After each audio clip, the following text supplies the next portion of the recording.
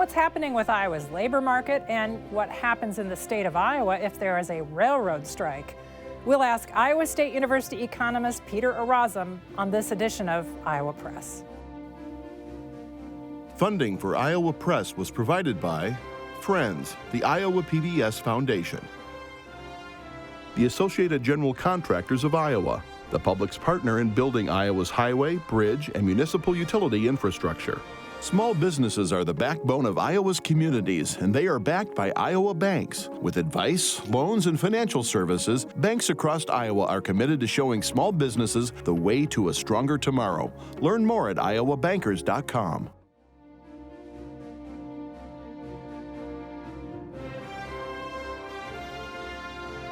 For decades, Iowa Press has brought you political leaders and newsmakers from across Iowa and beyond, celebrating 50 years of broadcast excellence on statewide Iowa PBS. This is the Friday, November 25th edition of Iowa Press. Here is Kay Henderson. Our guest today is an economist who's been on the Iowa State University faculty since 1982 after earning degrees at the University of Kansas and Yale University. He is an expert on the labor market. He also does research about transportation economics. So welcome back to the program, Peter Orazem. Thank you. Joining the conversation today, Clay Masters of Iowa Public Radio and Erin Murphy of the Gazette in Cedar Rapids. We have the looming possibility of a railroad, a strike between railroad workers and companies. If that happens, and especially if that is a protracted event, what kind of impact could that have on the economy generally and here in Iowa? Well, certainly having the potential strike, the cooling off period is expiring in December 4th for some of the railroads, December 8th for others. The strike's going to affect some of the things that you really need in the wintertime. So coal is, of course, one of the things that we see rolling across Iowa in the wintertime, and that's one of the things that they really worry about is whether or not we'll be able to maintain supplies of energy, particularly if it's a really bad winter. So that's a worry about energy prices then possibly? No, it's a worry about whether you have enough coal to run. There's still a lot of coal-fired electric utilities around the country, but you also have heating oil and so on, so it would be a strict supply issue. And so the question is, how patient will the government be if a strike actually occurs? And how is this going to play out? So some of the unions have already said that they're willing to maintain the cooling off period for a longer period of time, even if some of the other unions decide to go on strike. Some of the other unions have said they would recognize the strike and then go in support of their co-workers' strikes. So how this plays out still remains to be seen. But Congress could step in and mandate that the unions operate under the proposed settlement, and that's another possibility. And can you kind of explain for us how did we get here, and what are the workers asking for? What's the conflict that has led us to this point? Well, usually it's wages. That isn't the big dispute now. It's hours, and in particular flexibility of hours. So we know nationally that we're still about 1% below where we ought to be in terms of total employment. So there's about 3.8 million unfilled vacancies per month. Well, that's affecting then staffing. And for the railroads, it means that they've been much less able to give people time off on vacations and flexible time for family emergencies and so on. And so it's actually flexibility that's been the biggest point of contention between management and labor in this case. Well, let's take a bird's eye view of striking in America right now, and even here in Iowa. A year ago, John Deere factory workers were on strike in Gredion and Cedar Rapids. We're still seeing some striking going down in southeast Iowa and Burlington. Is this a temporary thing, or is this going to be more long-term? Because this is certainly making its way into the rotation of headlines in Iowa much more regularly than it has in the last several decades. That's right. So this is a particularly good period for strikes, right? If you have a lot of unfilled vacancies and firms are constantly talking about the fact that they're having trouble filling slots. Workers are in a pretty good bargaining position. You also have inflation at 7 to 8%, which also means there's an ability to pass on some of the cost of increased labor wages and benefits to the consumer.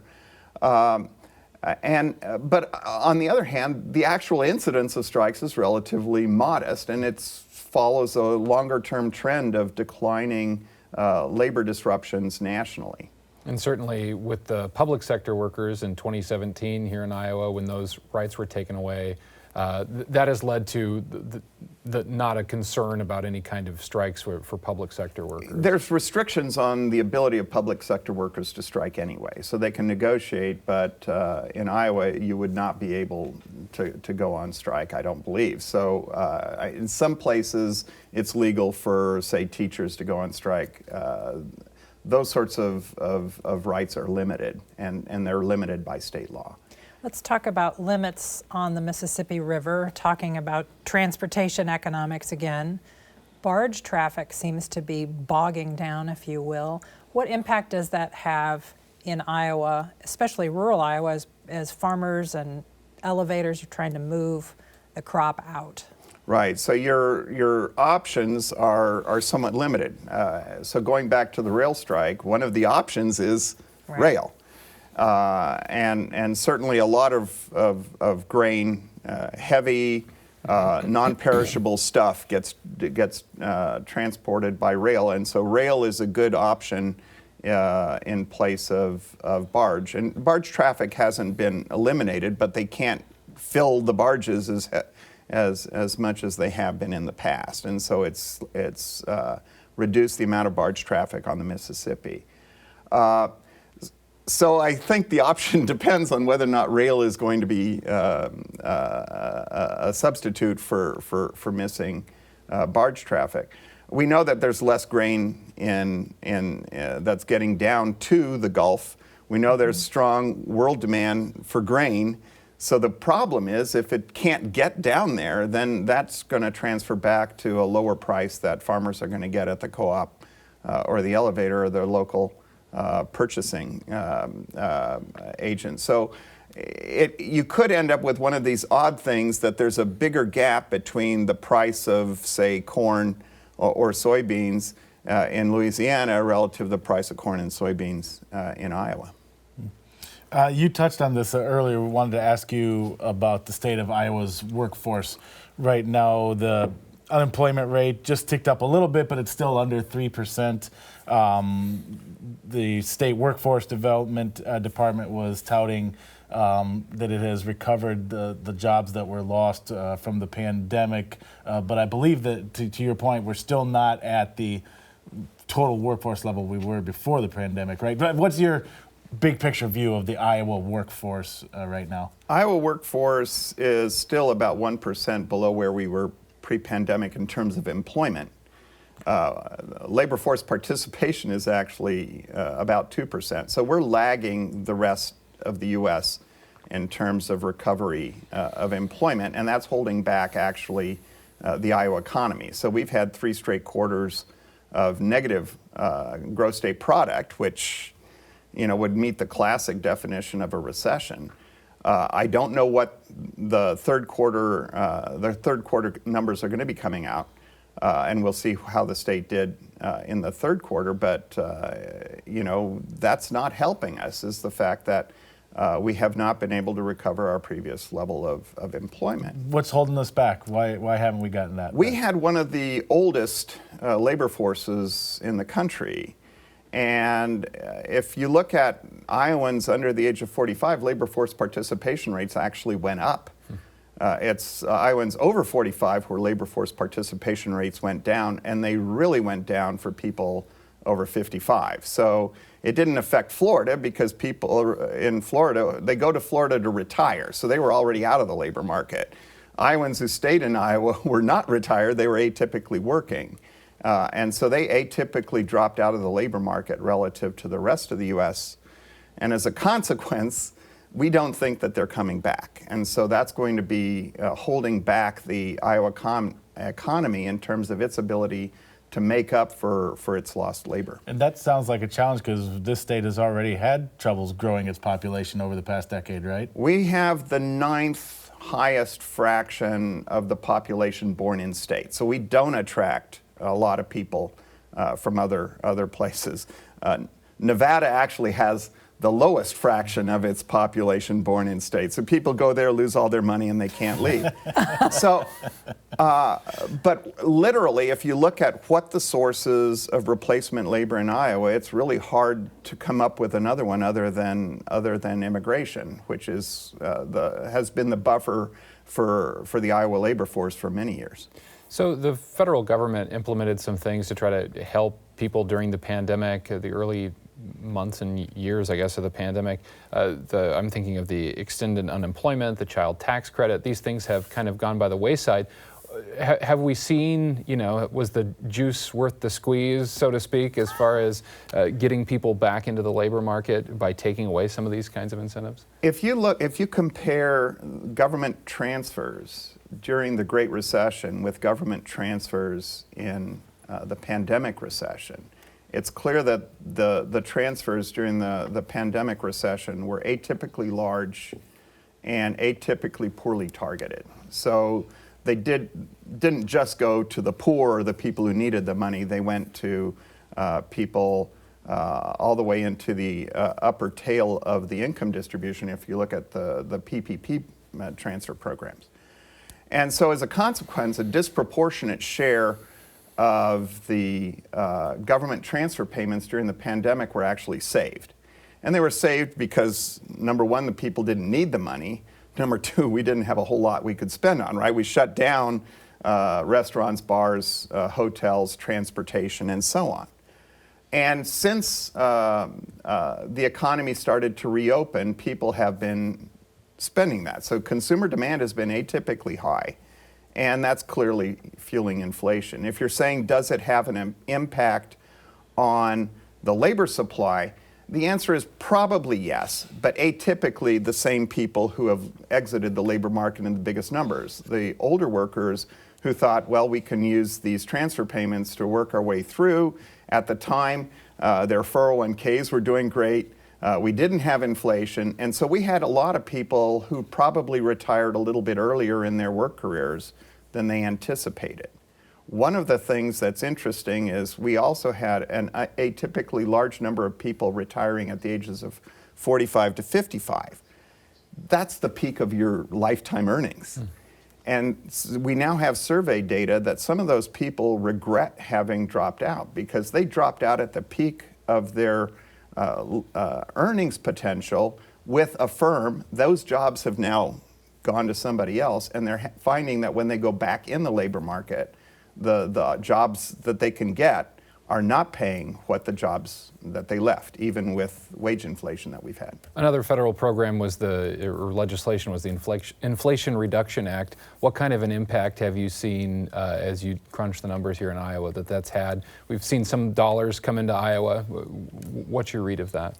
Well, number one, I mean, it didn't really reduce inflation. I mean, the only inflation reduction was in the title, I think. But clearly, there's going to be winners and losers in those policies. So you see massive increases in say, the demand or production for electric vehicles, for example. Well, that's effectively a transfer away from other things that we were producing. And so you're going to get some inflationary pressure just from the shift of resources from, say,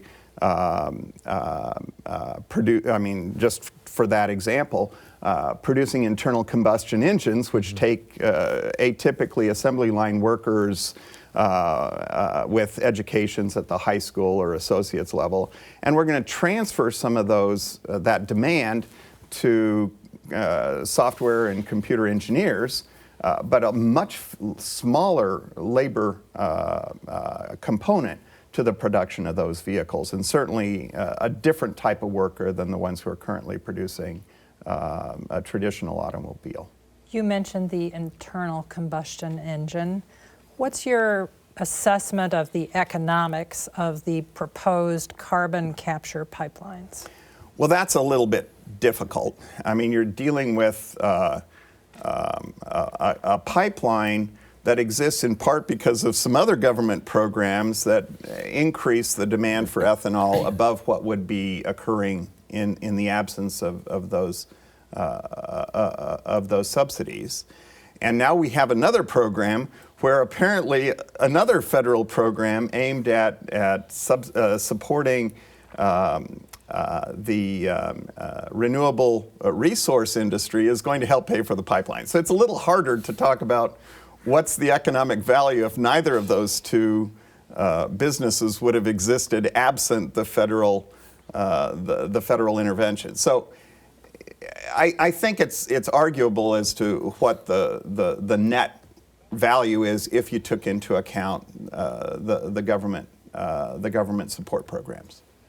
The state revenue department just announced the new tax brackets for next calendar year as a result of some recent legislation at the State House. The number of brackets are getting fewer and the rates are coming down a little bit. So we know from Iowans' individual bottom lines that state income tax rate will come down and they'll have more money in their pocketbook. What's your view of what's the analysis tell you about those kinds of income tax reductions and whether that's ultimately good for the state's economy as a whole? Well, I mean, there are costs and benefits to income taxes. Some of the work that we've done on taxes suggests that property taxes are more distortionary than income taxes or sales taxes. And certainly at state borders, property taxes are more distortionary relative to... And when you say distortionary, you mean? I mean, they change where or how people spend their money. One of the things that we've been able to show is that if you look at states with different levels of property tax at the borders, property values are higher on the side with the lower property taxes, as you might guess, because you have to equalize the after-tax cost of property. Income taxes don't have as much of an impact, and in part because I think people can live on either side of the border and they can work on either side of the border, and so you end up with some of that effect being more limited. Iowa does not take a multi-tax view when they do tax legislation. They say, okay, we're going to fix this. But it's, I mean, I used to be on the Ames City Council. The limitations, for example, on the use of sales tax in Iowa mean that we have higher property taxes than we should have.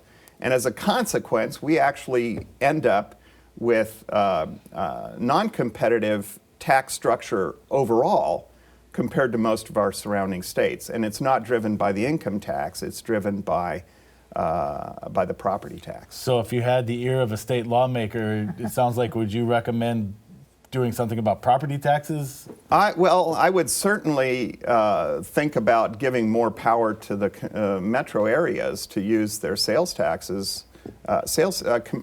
Taxes on consumer items are less of a problem than taxes on either income or property, and they tend to be less consequential at state borders as well. One of the things that Governor Kim Reynolds said recently was that her goal is to get to no income tax in Iowa by the end of the 4-year term that she just won from Iowa voters. Is that a good idea, looking at South Dakota, which I believe uses the sales tax and property tax to basically run their government functions? You could do it that way if you're willing to let the sales tax rise. Otherwise, you're going to starve your ability to to provide public goods.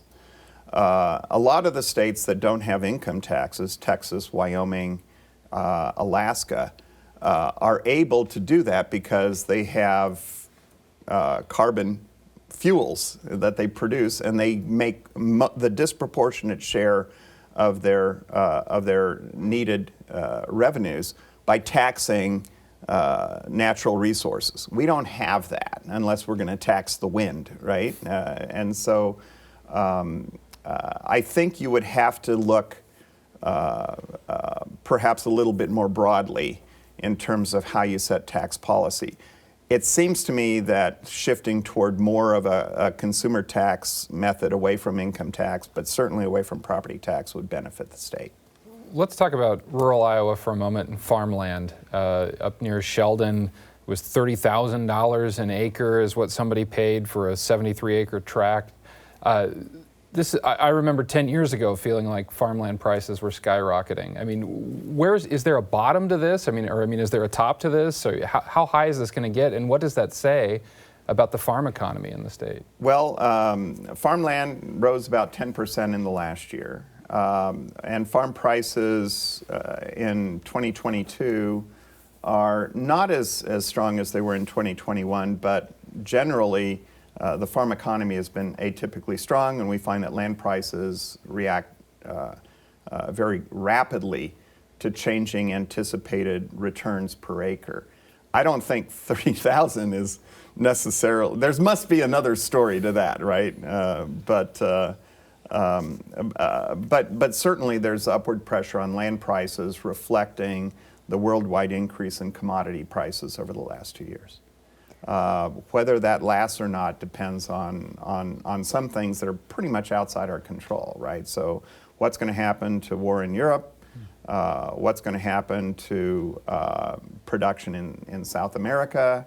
But should be, there's going to be upward pressure on land prices in the near term. You mentioned the war in Europe there. As the war in the Ukraine continues, does that have the potential to have any kind of impact on the economy here in the United States? Certainly on grain prices, the answer is yes, especially if they continue to make it difficult for grain to come out of Ukraine. I mean, Ukraine is pretty much the breadbasket for that part of the world, and certainly there are a lot of countries that depend on Ukrainian grain for food. It's much more consequential for Europe if you look at energy. In terms of world prices, Russian production of oil hasn't really changed. They just found new customers, so they're selling in massive amounts to India and China, making up for their lost sales to Europe. But Europe, of course, is going to face higher energy costs. And that has an indirect effect on us because they're a big customer for us. And so if we end up with energy prices or energy access leading to recession in Europe, we're going to get a shadow of that here in the United States and certainly here in Iowa. Clay? I want to rewind back to when we were talking about farmland prices. How would you describe the rural economy right now in the state of Iowa? Well, actually, it's urban areas where we've had the slower recovery in terms of jobs than in rural Iowa. And the answer is because rural Iowa doesn't have a lot of hospitality jobs, and the urban areas, particularly Cedar Rapids and Iowa City and Dubuque, have been hit hard in terms of their loss of restaurant, bar, and hotel income, and that just wasn't that much of an issue for rural Iowa. So rural Iowa is actually doing a little bit better than some of the metro areas. The only two metro areas that have actually regained their previous employment levels are Des Moines and Ames. So central Iowa is doing great. The places on the rivers are not doing as well. What sets those apart? I'm just curious when you think about the economies of Cedar Rapids and Dubuque and Davenport versus Des Moines and Ames. Finance has done atypically well, and that's benefiting Des Moines, even though we have a few hiccups for some of the firms. There's a lot of jobs, and those firms have tended to do pretty well. Another area that's done relatively well is warehousing and shipping. And once again, central Iowa has an advantage. So as we shifted from bricks and mortar retail to Amazon and e-retail, there's a lot of jobs related to getting that product then to the home.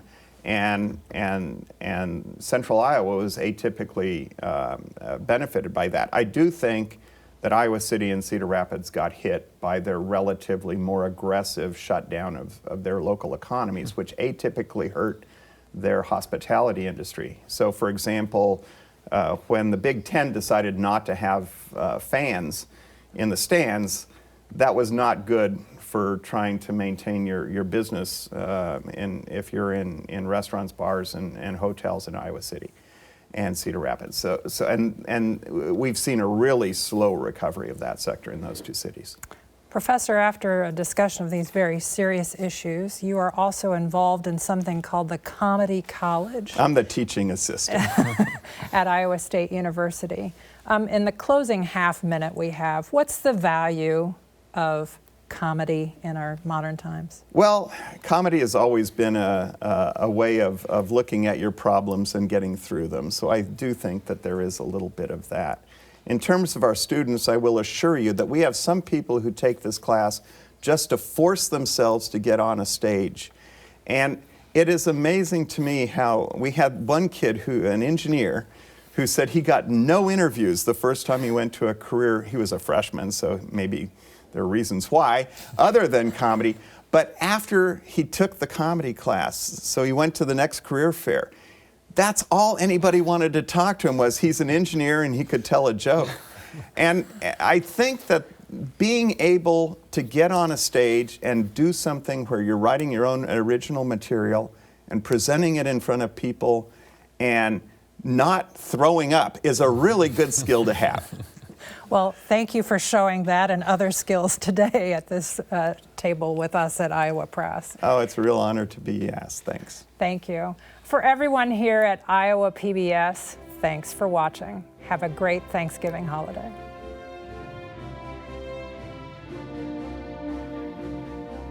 Funding for Iowa Press was provided by Friends, the Iowa PBS Foundation, the Associated General Contractors of Iowa, the public's partner in building Iowa's highway, bridge, and municipal utility infrastructure.